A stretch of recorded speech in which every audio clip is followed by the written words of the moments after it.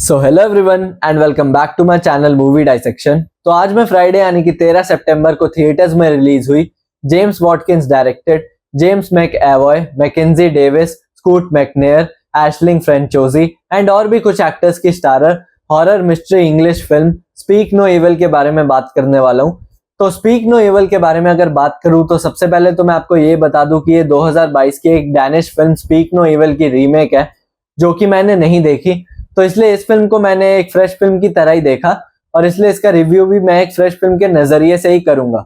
So now अगर आपको याद हो तो अभी कुछ टाइम पहले ही मैंने अपने चैनल पर ब्लिंक ट्वाइस का रिव्यू किया था जिसमें मैंने बोला था कि और इस तरह की एक अजीब आइलैंड, मैंशन, होटल या घर में किसी अजीब फैमिली या लोगों के बीच फंस जाने वाली और भी कई सारी फिल्में हम इससे पहले भी देख चुके हैं। तो ये वाली जो फिल्म है ये उसी किसी अजीब फैमिली के बीच फंस जाने वाली कैटेगरी में ही फॉल करती है, जहां पर इटली में वेकेशन के दौरान एक अमेरिकन फैमिली की मुलाकात एक ब्रिटिश फैमिली से होती है और उसके बाद उनकी आपस में काफी अच्छी दोस्ती हो जाती है और उनका खाना पीना, घूमना फिरना वगैरह सब कुछ साथ में ही होने लग जाता है and they get along very well. लेकिन उसके बाद फिर कुछ टाइम में ये वेकेशन खत्म हो जाता है and then tata bye bye ciao और सब अपने अपने घर वापस और फन टाइम ओवर। लेकिन कुछ टाइम बाद अचानक से एक दिन ये ब्रिटिश फैमिली इस अमेरिकन फैमिली को अपने कंट्री साइड फार्म हाउस पर इन्वाइट करती है और ना जाने क्यों पर ये अमेरिकन फैमिली उनके इस प्रपोजल पर अग्री भी कर जाती है। बट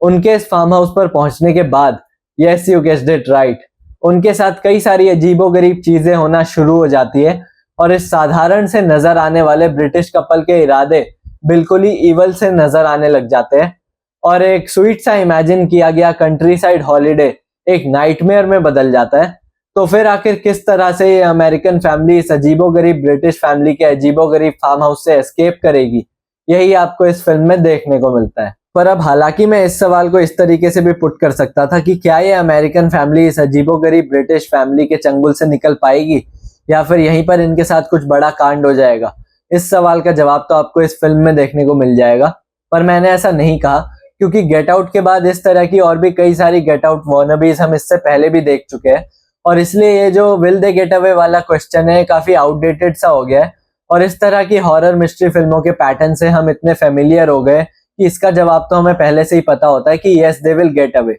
तो इसलिए इस तरह की पिक्चरों का जो मेन प्लेइंग ग्राउंड होता है वो इस क्वेश्चन में लाया करता है कि how will they get away. और अगर फिल्म इस सवाल के जवाब में खेल जाती है तो वो खेल जाती है, वरना तो फिर वो फेल जाती है। और ये वाली जो फिल्म है ये इस how will they get away वाले सवाल का जवाब जानने को लेकर आप में कोई इंटरेस्ट और क्यूरोसिटी नहीं जगा पाती है, जिसकी वजह से स्क्रीन पर जो भी चल रहा होता है आप उसे बस एक स्ट्रेट फेस के साथ देखते जाते हो और आपको अपने अंदर से कोई भी thrill, horror, suspense, mystery type की फीलिंग्स महसूस नहीं होती एक्सेप्ट फॉर द क्लाइमैक्स जो कि काफी अच्छी तरीके से प्ले आउट होता है और वहां पर जरूर आपको एक अच्छा खासा थ्रिलिंग सीक्वेंस भी देखने को मिलता है। पर उसके अलावा बाकी की जितनी भी पूरी पिक्चर है उसमें आप कैरेक्टर्स के साथ बिल्कुल भी कनेक्ट नहीं कर पाते हो and you don't care what they are talking और व्हाट दे आर डूइंग और आपको उनके एक्शन से घंटा फर्क नहीं पड़ता है और यहाँ तक कि you don't even root for that American family to escape. But the fun part is that कि नाइदर यू कर्स देम और आप सिर्फ एक न्यूट्रल से फीलिंग के साथ पूरी फिल्म को देखते जाते हो और वो भी सिर्फ इसलिए क्योंकि आपने थिएटर में बैठने के पैसे दिए। वरना अगर आप इसको बाद में कभी ओटीटी पर देखोगे तो मे बी आप इसको 15-20 मिनट में हटा भी दो क्योंकि आप कहानी में बिल्कुल भी इन्वेस्ट नहीं हो पाते हो, जिसकी वजह से आगे क्या होगा ये जानने में आपको कोई भी इंटरेस्ट नहीं होता है। और हॉल में मेरे साइड में एक लड़का लड़की बैठे थे जो कि पूरी पिक्चर के दौरान सिर्फ यही फिगर आउट करने में लगे थे कि फिल्म की शुरुआत में कैरेक्टर्स जिस जगह पर वेकेशन पे थे